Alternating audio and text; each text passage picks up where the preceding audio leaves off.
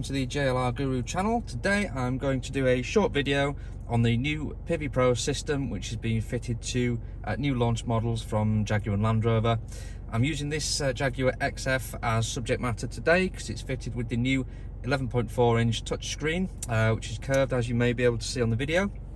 So I'm just going to talk you through a few of the main points as more of a startup guide to PIVI rather than a full in-depth description. So the main things that you're going to want to do: navigation, phone and media. So let's start with the navigation on the right hand side. I'll show you what you can actually go into and see. Press on navigation. It immediately brings up a map of where you are. You can have that brighter or darker as well if you wish. Just for the video I've actually darkened it down a little bit. And what you can do is, if you're looking for a point of interest, you can actually search using these sort of titles here for what you're looking for. So if I wanted to go somewhere and park, if I press on parking, it'll now show me all the car parks within the area that I'm in at the moment.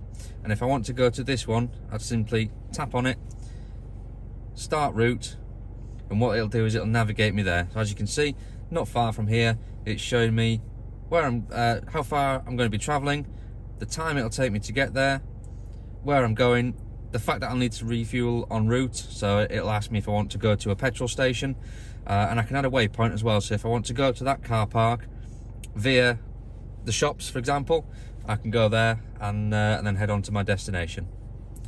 Don't want to go there at the moment, so we'll just turn that off. You've got various other different categories that you can go through, fairly straightforward. So we'll drop that down. But if you want to enter an address, let's say you want to go and visit your friend, you simply use the voice activation button on the steering wheel, which I appreciate you can't see at the moment. And I'm going to show you how to work that. So some of the commands that you can say to the PIVI Pro system.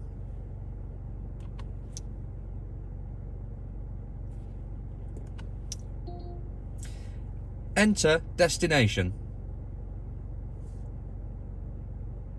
Say the house number, street and town, or say changed country. Number 10, Downing Street, London. 10 Downing Street, London. You can say I'm finished to set the location or changed, followed by the address item you wish to edit. I'm finished.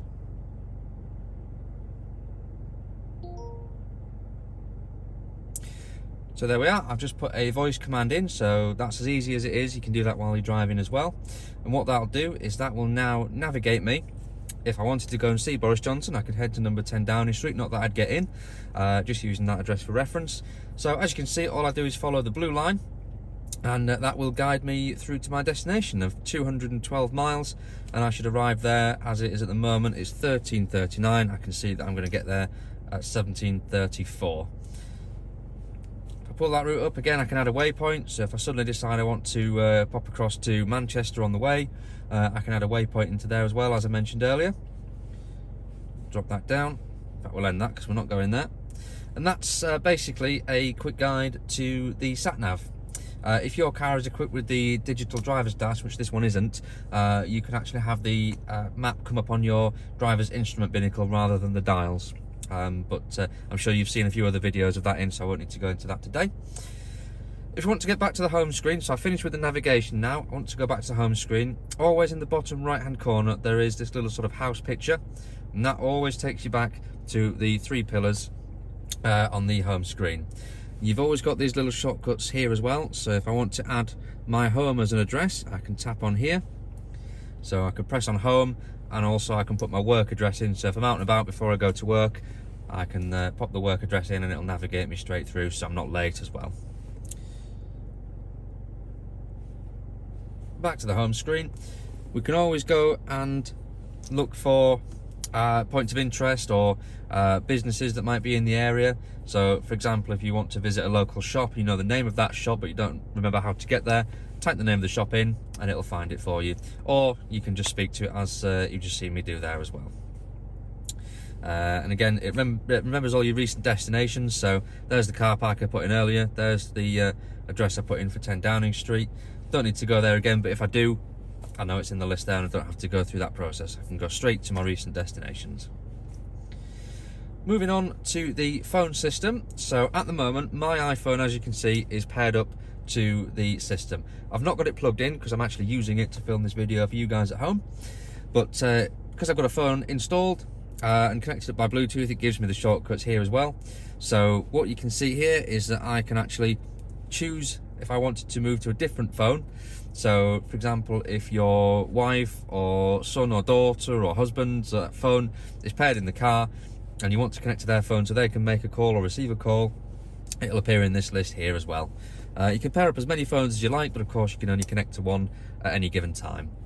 If I want to listen to my voicemails, I can just press on this here and enter a code for voicemail, and then you'll be able to listen to your voicemails as you're driving along. Come out of this menu, there we go. And then I can actually see all my recent numbers that I've dialed. I'm going to blur this out for privacy. So the list, as you can see, appears here, all these different numbers. And if I know that I need to call one of these numbers again quickly, I can go straight in, dial that number, and away we go.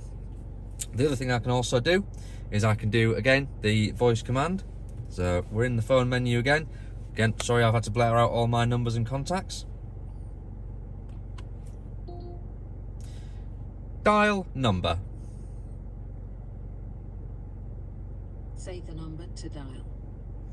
01234567889. Continue. Cancel.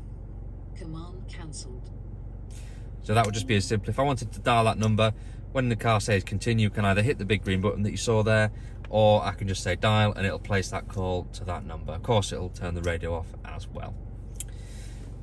Again, when I'm in the phone menu, I can see all my recently dialed numbers. I can see my contacts. You can actually scroll up and down here as well, or you can tap on the A to Z, go straight to a letter.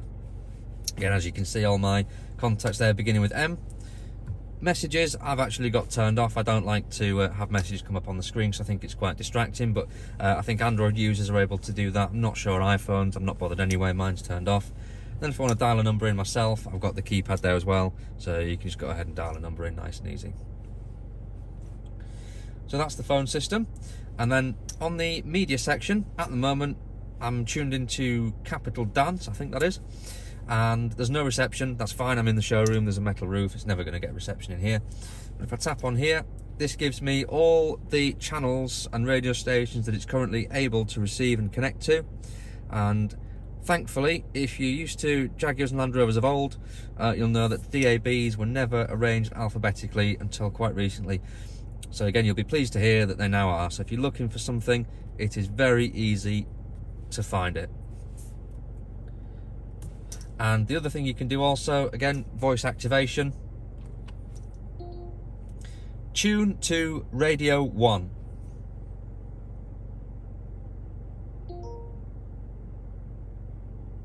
Didn't like that, maybe you have to say it. Oh, there we go, it's done it. Cancel.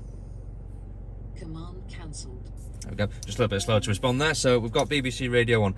All I had to do there was talk to it. So again, if you're driving, concentrating on the road, you want that other radio station on, you would simply tell the car what you want it to tune to. One thing to mention as well, if you have a favourite radio station on the screen, so let's say Radio 1, 2 and Radio 4, for example, are your favourites, these stars you can actually just press on here, they fill in as you can see, and they then appear in your favourites, and you can either scroll through on the screen, or you can use the left and right buttons on the left hand side of the steering wheel. Again, I know you can't see that, but nice thing to have if you have a selection of 3 stations or 4 stations that you like to listen to while you're driving along. So that's the main screen covered on the PIVI Pro system. You'll notice this little sort of 4 squared button here, and this is what Jaguar Land Rover call the app drawer. So if we tap on here, it brings out all our apps that we can use. So for example, we can go into accounts, we can set up, if the car's a business car, you can have different colleagues, destinations and clients and things all in there. If you go into seats, you can see everything appear on the screen that you want to do with your seats. So for example, I can turn my heated seat on now on the screen. I realise you can do that just below here on the dial, and you'll see those in the previous XF walk around video. But it's just nice sometimes just to see it on the screen with the nice graphics and then just turn it off as well. If your car's equipped with the massaging seats, which this one isn't, and the cooling seats, you can also adjust that through the screen as well. And then we've got our climate button. So again, you can go through here, you can change the destination of your climate control. You have to do that through the screen on these new PIVI Pro systems. There is a shortcut button just underneath the screen to shortcut to it as well. But you have to do that one through the screen. Let's go back to the app drawer. Cameras, now that's a quite good one. We can bring up you've heard me talk about this loads of times if you've watched my previous videos. The 3D surround camera, I think it's an absolutely amazing invention by Jaguar Land Rover. It's going to be so useful for people parking, going through drive-thrus, car parks, and so on. I always call these little black things here, you can see them, the little light boxes I call them. And what you can do is you can pick out any one of these. Let's take that one, and as you can see the graphics on the screen, it spins round and shows you what's at the front of the car. And if I just adjust the steering wheel slightly, you can see the wheel turning, and that tells you how close you are to a curb or to a pillar or a rock if you're driving up one of those posh driveways that's got those boulders up and down the side of it. If you're parking next to a high curb, you can get it just right. What you can also do is you can actually have a look out from the car as well. So you see this one, I've just turn that one off. I'll go with that one. So you can actually have a look sort of from the corner of the car and see what's sort of coming around the corner, if you like. So if you're pulling out of a tight junction or a driveway that's got a fence either side of it, for example, that will really help. You can see my showroom here all the way from one end of the Jaguar side to the other as a sort of curved image, but you can see it, and it's absolutely fantastic. Let's look again at one of the other angles. A couple more. Again, I think it's an absolutely fantastic piece of equipment. You can actually cycle through them on the arrows as well if you want to just look around the car. We've got valet mode, so if you are lucky enough to go to a hotel once we get out of lockdown and they have a valet parking system, you can pop the car in valet mode. That'll limit the speed to 20 miles an hour. You can also lock the glove box, and you will not be able to do any setting changes in the PIVI Pro system whatsoever. For example, use navigation, unpair your phone, change radio stations, and so on.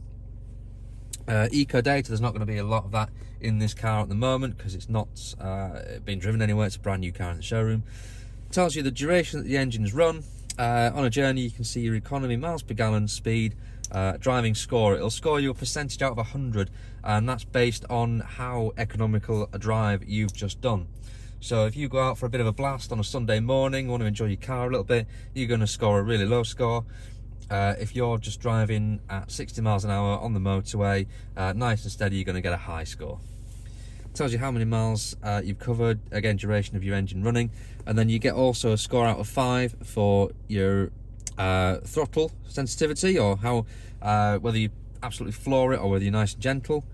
Speed maintaining and braking. If you're the sort of person that hits the brakes hard at the last second, you're not going to score very highly on there as well. Also shows you energy impact. So for example, if you're using seat heaters, heated steering wheel, heated front screen, heated rear screen, and air conditioning, none of which are switched on at the moment, it will show you how much of an impact that is having on your economy. So for example, if I go ahead and let's there we go, so I put the air conditioning on, you can see we've got yellow. If I push it in and put my heated seat on, that's green. So that's using a little bit of energy, but not much. Air conditioning is using more because it takes its power from the engine. Eco tips, fairly straightforward. It tells you how to be a better driver, more economical. Have a scroll through, worth reading through. Sometimes you think a bit of a refresher, you might be doing something wrong or something you can adjust. Make you a better, more economical driver. And then this gives you your history as well. You can change your trips here as well. So you've got trip A, trip B, both of which you can reset independently. So if you want to compare a trip to somewhere versus a trip back, that's something you can do as well. Back to the apps. Low traction launch. A lot of people ask me, what does that do? What does that give you? How does it benefit you? So to activate it, you have to have the car in the ice and rain mode, and you select that on the mode next to the gear lever with the dial. Vehicle has to be stationary. Of course it does. It's a low friction launch. You don't launch while you're moving. Foot off the accelerator, fairly straightforward. And then the low speed traction control has to be switched off. If it is a 4x4, which this one isn't, you can have the descent control on only. But again, low traction launch, that will give you the very best chance of setting up without spinning your wheels whilst you're on a slippery surface. For example, you go out, especially this time of year, it's January, you might be black ice or snow on the road. You use this system, it'll get you away from traffic lights without sitting there spinning your wheels and everyone else behind you honking their horns at you saying, get out of the way, hurry up, let's go. The voice is fairly straightforward. That's a voice activation system. You've seen me use it already. And then we've got navigation, phone and media shortcuts as well. So down the right hand side again, if you go into a menu, let's say you go into navigation, you can always switch quickly to your phone and your media without having to come back to the home screen. Top right hand corner, again, as I mentioned earlier, you can set some accounts up on the system. So if you've got, like I say, a business car, you can set up employee 1, employee 2, and it'll save all your settings in there as well. So if the car gets passed to and from people, again, that won't happen until we're back out of lockdown. But if a handful of people use a car and they're always complaining about having to reset things and change things, then don't worry, they can log back in with their account and they'll be happy as well. Final thing I'll show you is just the settings for the screen and all the other bits and pieces you can adjust. So as I say, I've chosen brightness here. I've got the brightness in full just for the video for you guys at home. I can shut the screen down, so if I'm doing a long journey, I don't want it glaring in my face, I can turn that down. Auto theme, again, as I say, I've switched that off just so it's darker for the video. I don't want the bright white background glaring into the screen. Home layout we can go into and we can change it whether we want apps or 3 pillars. I personally think the 3 pillars looks absolutely fantastic.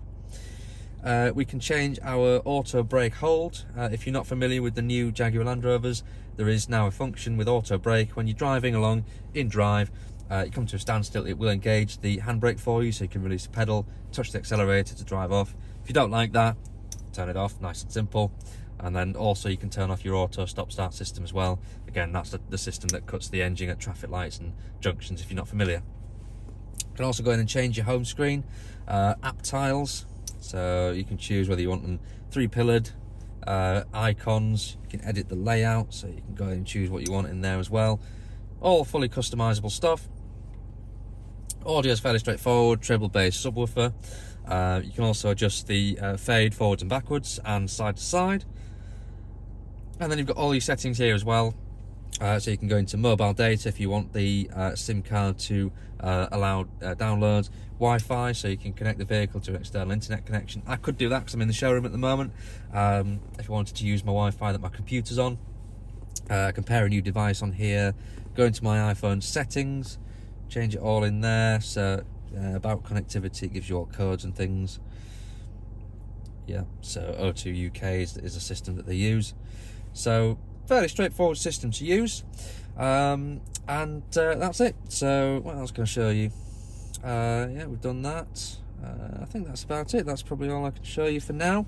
So yeah, so I have had a few requests to do a PIVI Pro system talk through.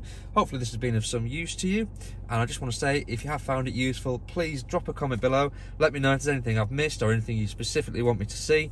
Let me know what you think of the video, let me know what you think of the channel. If you've got any ideas for future videos, I'd love to hear from you. And as I always say, it would mean the absolute world to me if you would subscribe.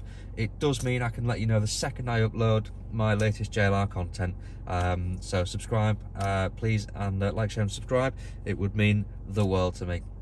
Thank you very much for watching, and I'll see you in the next one. Bye for now.